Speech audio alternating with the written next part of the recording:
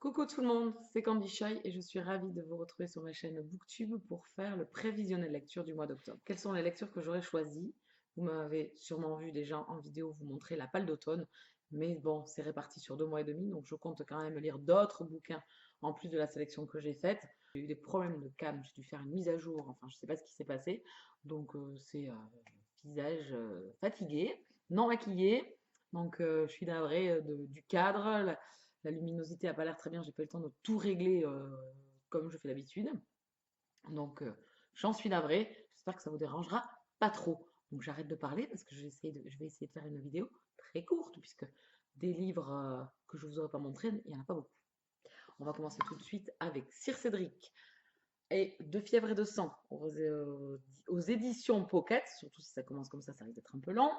Donc, Sir Cédric, j'ai adoré Ange-Mort et j'ai adoré L'Enfant des cimetières, donc je suis ravie de retrouver cet auteur. C'est ma lecture en cours, à peine octobre commencé, qu'il est déjà entre mes mains.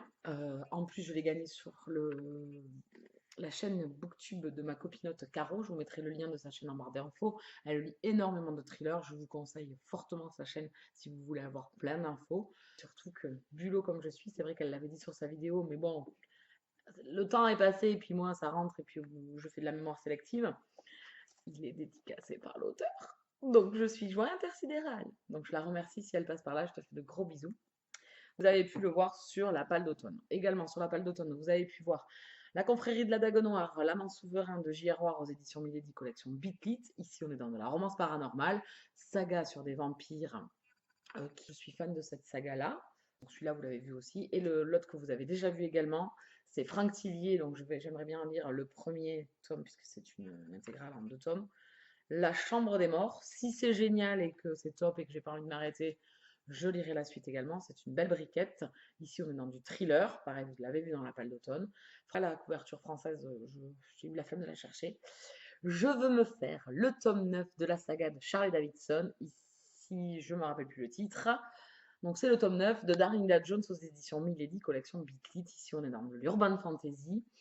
Une saga chouchou, je suis fan de cette saga-là, j'adore Charlie, j'adore l'univers, j'adore les personnages, enfin, j'adore tout dans Charlie.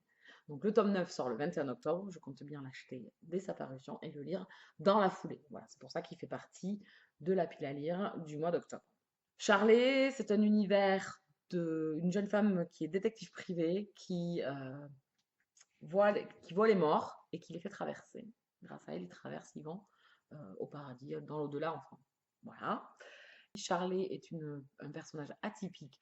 Elle est très drôle, très dynamique. Je l'adore. Voilà, je l'adore. Il n'y a pas d'autre mot. Les personnages secondaires sont tout aussi intéressants. Donc, il y a de la romance, il y a de l'action. Voilà, tout est vraiment gros package pour cette saga-là. Je vous la conseille fortement. Je pense que vous l'avez vu quand même passer chez pas mal de blogueurs. Saga chouchou. Donc, j'ai hâte d'avoir le tome 9 en main. Qui va arriver puisque je l'ai trouvé en occasion chez Gilbert Joseph, donc la commande ne devrait pas tarder à arriver. Encore un craquage. Donc c'est Prince Captif, le tome 3, Le Roi de C.S. Pacat aux éditions Milady. Ici on est dans de la fantaisie avec relations homosexuelles entre deux hommes. Ce n'est pas la base de la saga. Au tome 1, on n'a presque pas de romance. C'est plutôt de la fantaisie, plutôt des complots, plutôt les us et coutumes du peuple, qui est assez, bon, là par contre, peut-être sur une connotation assez sexuelle et assez malsaine. Voilà, je trouve que l'auteur menait très très bien sa barque. Le tome 2 a été un énorme coup de cœur. Donc j'ai très très hâte de lire ce tome 3, vous vous en doutez, puisque c'est le dernier de la saga et que j'ai pas encore eu le temps de l'avoir en main. Je l'ai trouvé en occasion, donc je suis trop contente.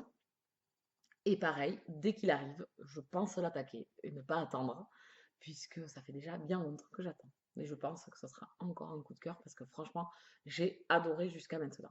Le dernier que je veux me faire, vous l'avez vu aussi également dans la palle d'hiver, dans la palle d'automne, je n'ai pas encore en hiver, dans la palle d'automne, donc c'est Psy Changeling, le tome 13, Le bouclier de givre de Nalini Singh aux éditions Milady. Oui, pas mal de Milady, je reviens à une maison d'édition que j'affectionne tout particulièrement pour ses parutions.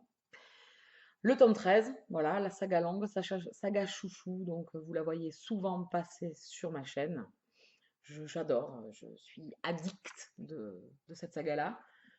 Donc j'ai hâte de poursuivre puisque le tome 14, pareil, vient de sortir au mois de septembre, fin septembre, donc pour me remettre à jour pour voilà, être à jour et finir des sagas avant la fin de l'année 2016, comme je vous en parlais dans la palle d'automne.